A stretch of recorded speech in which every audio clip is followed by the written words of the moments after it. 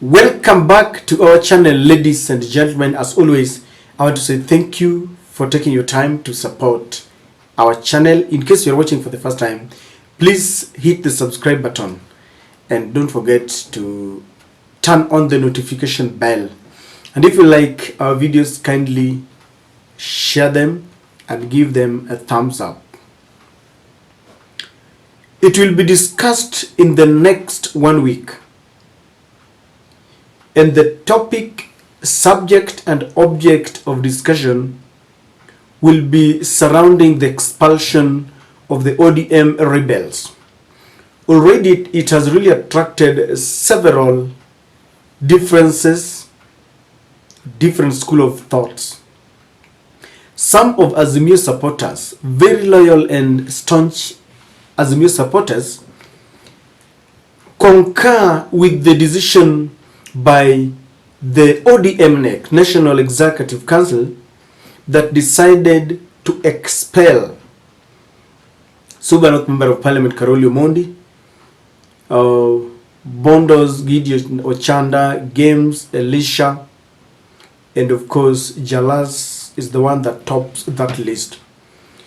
But leaders and supporters from the Kenya Kwanza team have got a different opinion. They feel that Raila is not democratic, and in their own considered opinion, they feel that politicians must be allowed to join any camp that they would love to.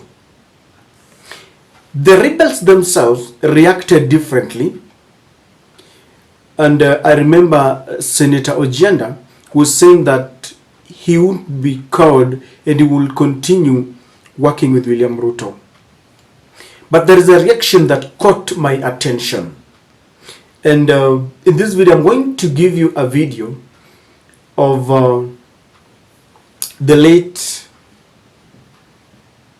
ODM Senator of Homa Bay, Honorable Tino Kajwang, a man I believe most of you love, when he was talking about party fidelity and loyalty, and what it means when you even think in your wildest dreams that you want to betray your party. And then several leaders, including Kabando, also weighed in and reacted to the expulsion. And I'm going to give you this, so kindly just stay around. And I'm saying that one of the reactions that caught my attention is that from Jalango. Because Jalango took to his Twitter handle. And if you read the sentiments, you'll conclude with me that his sentiments are those of someone who regrets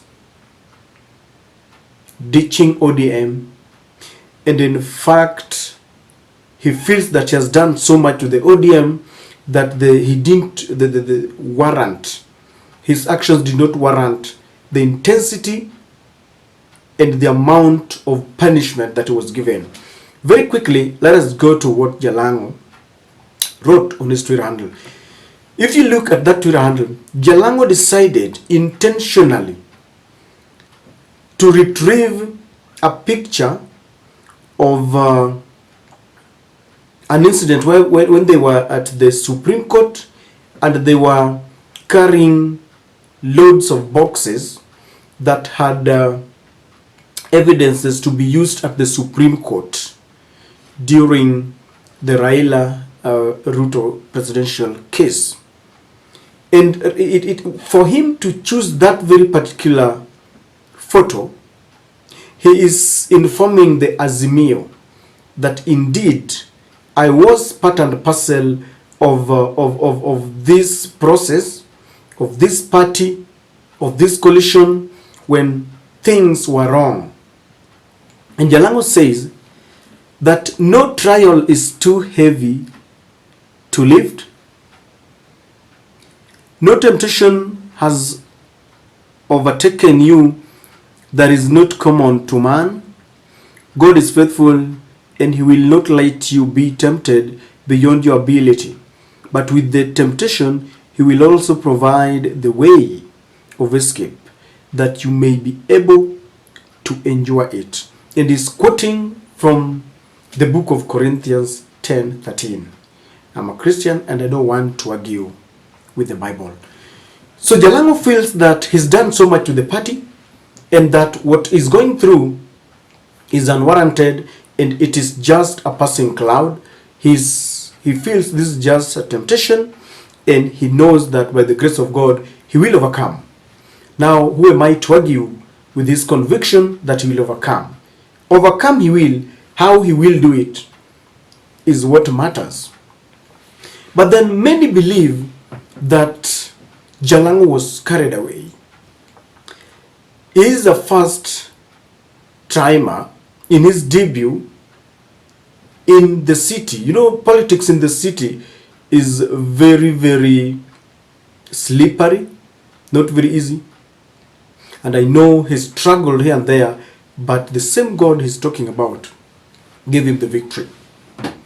But if you ask me, I think he didn't really behave well, because getting an ODM ticket is not something that is very easy. Now, Kabando, in as much as Jalango thinks that he was unfairly mistreated, this is what Kabando is saying. Kabando is saying that expulsion of MPs elected on the ODM party for defecting to Ruto's State House is timely and right. If your politics is in conflict with party that sponsored you, quit to face by-election to anchor multi-party democracy. Political cannibalism and opportunism must end. Kabando there feels that these rebel MPs and leaders who went to State House under the guise of working with the president for development agenda are there for self-aggrandizement, because there has been allegations that some of them had their pockets oiled well. Senator, the late and the former senator of Homa Bay, a man who is well known, Senator Otieno Kajwang, had this to say. Loyalty, faithfulness, fidelity to the party will be number one consideration. If we doubt you, if we think that you are going to bed with our opposition, we will not allow you to hold any office. So that is the situation here. Kabando feels it is the right thing for ODM to expel these rebel leaders.